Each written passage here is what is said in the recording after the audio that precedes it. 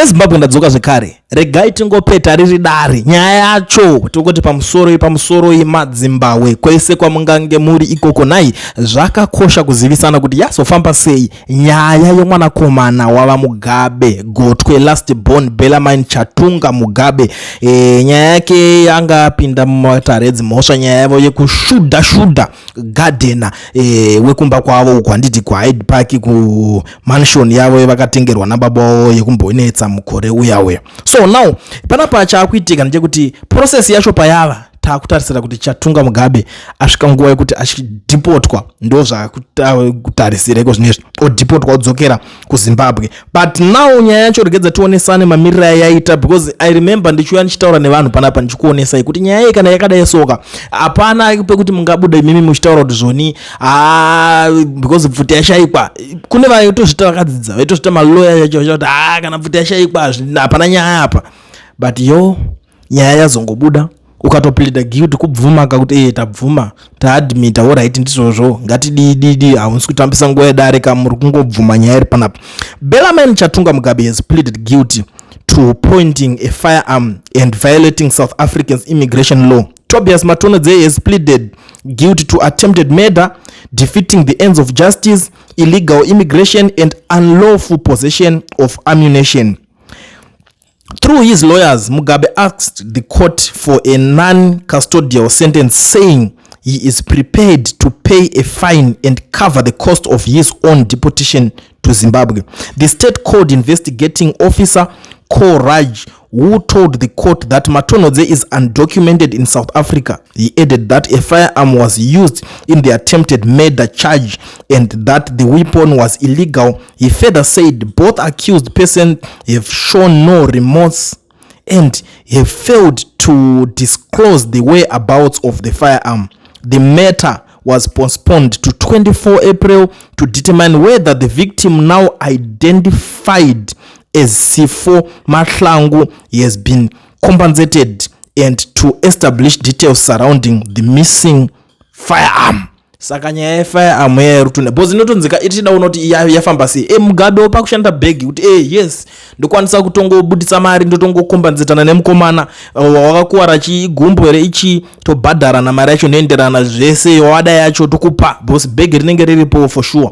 Tapedza kudaro then pakudipotana paipa obviously state inogona kuti hatina mari yekukuendesa but mari yekuzviendesa ikoko ndinobhadhara futi zvese mari yacho ndinayo, ari ready ari willing kuita zvese. But now chakuvhiringidza hatichazivi that mansion maybe ichaenda kuna Bona Mugabe kana kuti Robert Jr. I'm not sure if Robert Jr. asinawo nyaya dzake, but what I know is Amai Grace Mugabe is not allowed to come in South Africa. Vakangopinda chete kusungwa passport. That is the issue. Ndoitoripo Mai Mugabe vakangoita mistake kutsika mujoza mpindike pamwe pacho kutongoonesana kuti vachingopinda nyaya dzavo dzedza dzakutanga kuti sei kusimuka, because last time vakaescape the way vakaescape nayo because vanga vachiri first lady, but zvinhu zvakazongoendawo nepamwe zvakanodhakwa.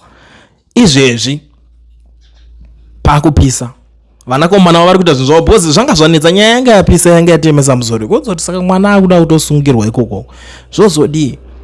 I don't know type yevana vacho meno musikanzwa ichi I don't even know, anongoita zvese zvinhu zvisingatarisirwe. Last time vangaunza vabudisirana mapanga, if you still remember zvanyaya yakaitika is it near Bobi somewhere enzi vangabudisirana mapanga nevanhu ikoko wanzi mukomana wakuda kuita seiwo ngakubudisirana mapanga nemapurisa ndopo vakazongosungwa meno nyaya yacho yakazongonopera mapererapi.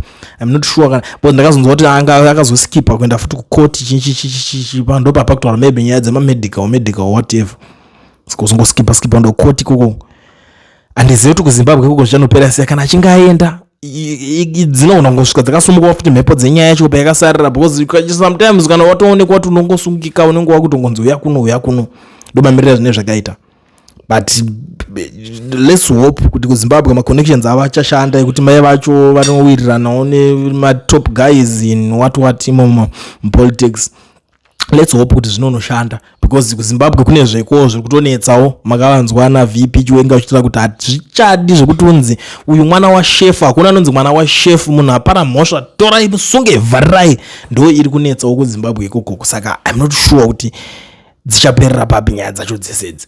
But I'm glad kuti ndakwanisa kuuya ndikakuzivisai zvinhu zviri kuitika, zvinhu zviri kutora nzvimbo. Kana ndichinge pazowanika imwe nyaya muri yeZimbabwe muchandoona ndichidzoka ndichitaura nemi futi ndichikuonesai kuti nyaya iya yazodai yadai. For now yachatunga ndope yasvika mwanakomana apleada guilty pane nyaya yavo yavakaita. Tikakureva kuti machances avo vakutoema nyaya yavo kuya kunoperera zvakungodeportwa because vabva vabvuma kuti tiri munyika zvisiri pamutemo. Saka ndo nyaya imwe inotanga kutariswa iyoyo vodeportwa vodzorerwa kunyika kwavo. Not sure kana achazokwanisa kunosurvive ari muZimbabwe since vanenge vajairo ka lifestyle. Unongoziva vanoda zvakawanda vanhu vave hatizivi kuti zvii zvinenge zvichinyatsoitika, but thank goodness vamwewo ndo vanga vari kuti jeri ranga riri kumubvuma zvakawanda zvekutaurwa zvipere. Anzi akutosimba simba, it's like he was forced into a rehab yekuti atange kuchinja face yakuonekera tsvinda chinchi zvakawanda zvanga zviri kungotaurika panyaya iyoyi. But zvimwe zvese tinozotaura hadziperi nyaya dzacho. Regedzai tione kuti musi wa24 wacho nyaya yacho ichaperera papi. For now, Kulian TV, I'm out.